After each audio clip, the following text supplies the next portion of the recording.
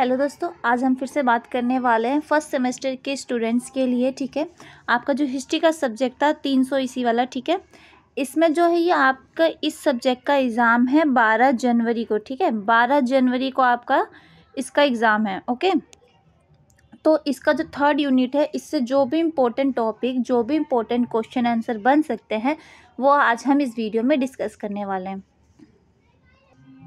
तो देखिए, आपसे जो इसमें पूछा जा सकता है ना, इसमें 3 यूनिट कवर है। ओके, हड़प्पा सभ्यता, इंडस वैली सिविलाइजेशन के बारे में ये यूनिट हड़प्पा सभ्यता, उसके शहरी जीवन, सामाजिक संरचना, आर्थिक गतिविधियाँ, कला, धर्म और पतन, सबके बारे में बात करते हैं। ठीक है, ये सारे टॉपिक इसमें कवर हो जाएंगे।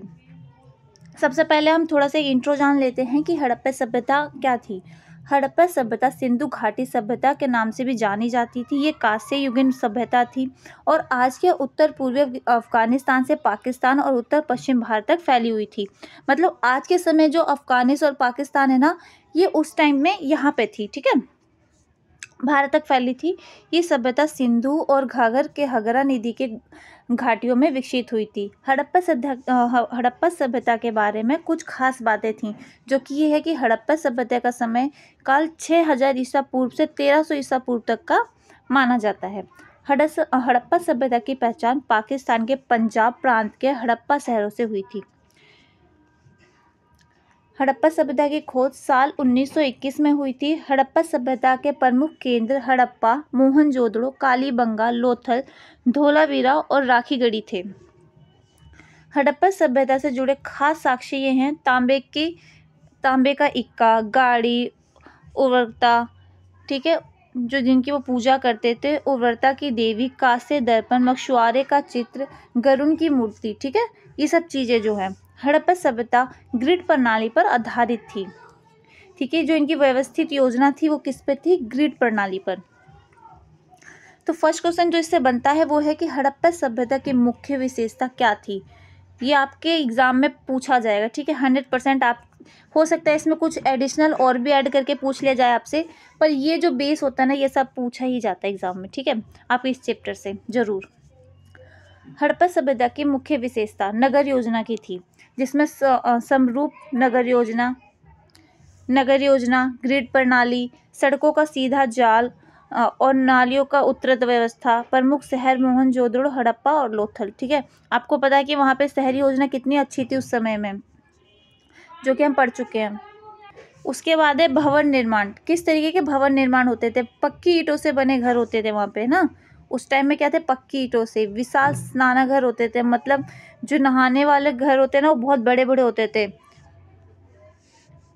आर्थिक गतिविधियाँ, इकोनॉमिक्स एक्टिविटीज़ क्या थी? कृषि, पशुपालन, कारीगरी, व्यापार। मेसोपोटामिया से व्यापार के प्रमाण मिले थे। प्रमुख उत्पाद कपास, सोने, चांदी के गहने। मतलब ये सब पता है कि उस टाइम में खेती भी होती थी, पशुओं को भी पाला जाता था। ठीक है, लिपि क्या थी? हड़प्पा लिपि अभी तक पढ़ी नहीं जा सकी है। इसके कई चीज अवशेष तो मिले हैं, पर उसको पढ़ा नहीं जा सका कि उसमें लिखा क्या है आखिर। धर्म क्या था? मातृ देवी की पूजा की जाती थी। पशुपति शिव और वृक्षों की पूजा की जाती थी। हड़प्पा सभ्यता के मुख्य स्थल और उनकी विशेषता क्या थी? हड़प्पा सभ्यता मतलब पंजाब और पाकिस्तान, जैसे कि अभी आपको बताया था। ठीक है, अन्नागार और पक्की ईंटों के मकान, ये आपके टॉपिक हैं। ठीक है, मेन पॉइंट्स है, जिसको आप लिखोगे इसके सब पॉइंट्स भी आपको लिखने पड़ेंगे, इसके एक्सप्लेन करना पड़ेगा थोड़ा सा आपको एग्जाम में। मोहनजोदड़ो सिंध पाकिस्तान में और विशाल स्नानघर और नालियों का उत्तरित व्यवस्था थी। ठीक है, मोहनजोदड़ो में महान स्नान, जो बहुत बड़े बड़े स्नानघर बने होते थे, नालियाँ बनी होती थी अच्छी। लोथल कहाँ पे है? लोथल कहाँ पे था? जो अभी के समय में गुजरात है, वहाँ पे लोथल था। ठीक, यार्ड और मोतियों की कारीगरी होती थी। कालीबंगा कहाँ है? राजस्थान में था। ठीक है, जले हुए अनाज के प्रमाण और हल्के निशान मिले हैं। दौलतपुर हरियाणा, मतलब भारत के। ठीक है, दौलतपुर कहाँ था? हरियाणा में था। पशुपालन के प्रमाण मिले हैं वहाँ पे, कि लोग क्या करते थे? पशु भी पालते थे। मतलब ऐसा कुछ भी नहीं है कि जो समय में नहीं किया जाता था। कृषि, पशुपालन, हर चीज़। ठीक है, खेती, सब कुछ। हड़प्पा सभ्यता के पतन के कारण क्या थे? हड़प्पा सभ्यता के पतन के मुख्य कारण थे प्राकृतिक आपदाएं, बाढ़ और सूखा, सुनामी जैसे। ठीक है, सरस्वती नदी का सूखना, ये सब चीज़ें क्या थी, वो प्राकृतिक आपदा ऐसी होती है जो अच्छी अच्छी जगहों को ख़त्म कर देती है ना। तो उस टाइम में शायद इन सब चीज़ों को इन सब चीज़ों से बचने की व्यवस्था नहीं थी, इसलिए क्या हुआ, हड़प्पा सभ्यता का पतन का मुख्य कारण क्या हुआ कि प्राकृतिक आपदा ही हो सकती है। आक्रमण, आर्यों का आक्रमण, हालांकि इसका साक्ष्य विवादित है, ठीक है। आंतरिक कमजोरियां, पर्यावरणीय क्षरण,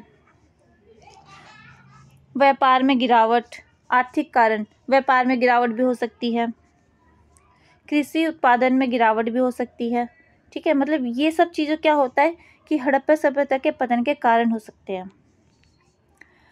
हड़प्पा सभ्यता में व्यापार का महत्व क्या था? आंतरिक और बाहरी व्यापार था। मेसोपोटामिया, ईरान और ओमान के साथ व्यापार करते थे।